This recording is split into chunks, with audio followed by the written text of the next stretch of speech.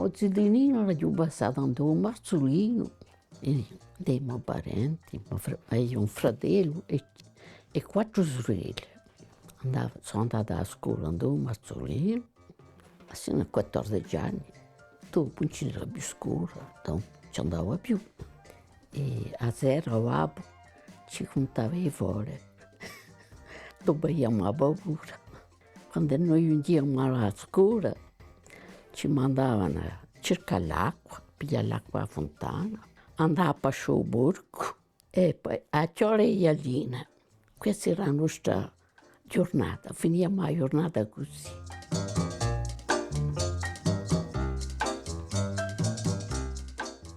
Le più belle annate per me sono state quando era Zidella qua, e che ne eravamo tutti insieme, i miei parenti, i miei cugini, i miei fratelli e le mie sorelle.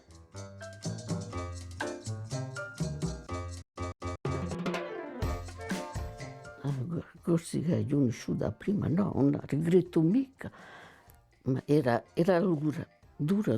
L'igiene non esisteva.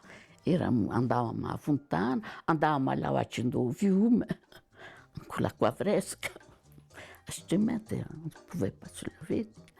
Eravamo tutti gli stessi, abbiamo tutti lo stesso profumo.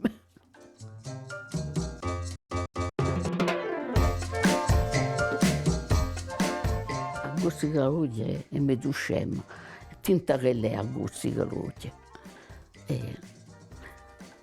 Ma sopportiamo, ma nel mio caso a Corsica io ho conosciuto. Corsica Loggia non è più a Corsica. Mi chiedo per la gioventù e per i zitilucci che nascono qua, che non hanno mica, per un momento, non è mica troppo bella per elli. Speriamo che la cambierà.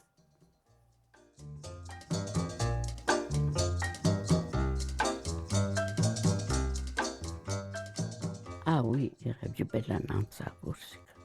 A tutti i livelli era più bella innanzi. Ah oui, non era anche appena la stessa mentalità che qua ci teniamo caro, di modo, non è tutto riunito.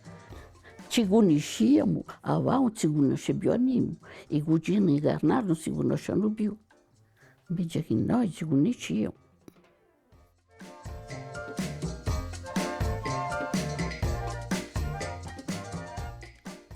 Ne sanno più che noi, e più che a me, giusto? Che abbiano una lunga vita, che li travaglino per avere un po', che gli studiosi per avere un lavoro, che abbiano la salute e lunga vita, e che li pensino ai nostri picciarelli.